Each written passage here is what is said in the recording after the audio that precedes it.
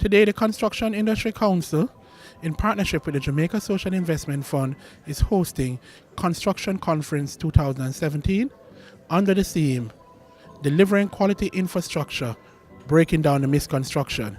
We thought this was an appropriate discussion to have with all the misconception out there in regards to construction projects and works. And one of the topics that we'll be discussing today is cost overruns. Now, one of the things that we needed to do, because we're breaking down the misconstruction, the issue of bill of quantities, we utilized the Jamaican Institute of Quantity Surveyors to assist us in discussing that topic. And of course, ethics is always important, and health and safety. We recall last year there were a number of accidents on construction sites, and we think it's timely now to revisit the topic of health and safety on construction sites. And of course, with the upcoming Building Act, we are having a discussion on the building bill and to get our members ready for what is to come and the implications that it will have.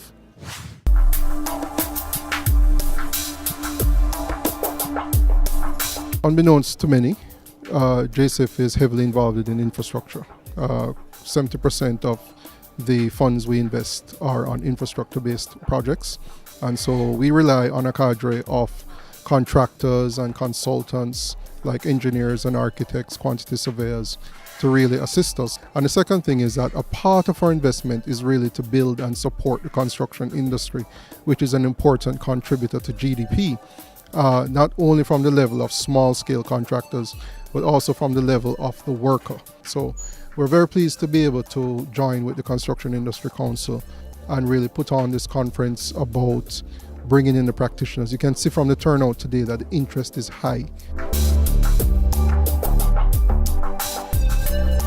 We've been involved with the Basic Needs Trust Fund since 2006, and that's more than 10 years. And it's funded by the Caribbean Development Bank. One thing about the Basic Needs Trust Fund and the CDB that we have to understand is what they call the 10 borrowing member countries, of which Jamaica is one, all contribute to a fund at the Caribbean Development Bank, and it's called the Social Development Fund. And then this fund is consolidated and grants are offered back to the 10 countries to support projects like infrastructure and poverty reduction types projects. Over the 10 years, we've substantially supported 3 sectors: education, water, and rural roads.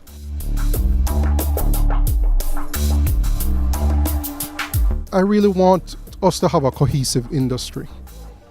Construction sometimes can be conceived as an adversarial process, and it should not be adversarial. And so these types of sessions allow many other players. I mean, in this room, I am sure the contractors and the industry professionals that are here are literally managing billions of dollars of contracts annually, but they're in many respects they're operating in their own spaces, and so this allows everybody to come into a single space, and we can build that cohesion and partnership. The Jamaica Institution of Engineers is actually celebrating 40 years this year, and we are here to promote and foster sciences, especially in the profession of the engineering.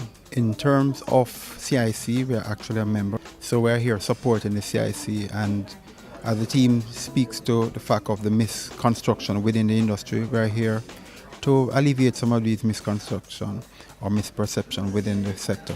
Fortunately, the Jamaica Institution of Engineers has been a champion of the billing code. We are actually have donated and contributed significant time and resources by our members in assisting in the drafting. Coinciding with that, we're actually working on the application documents.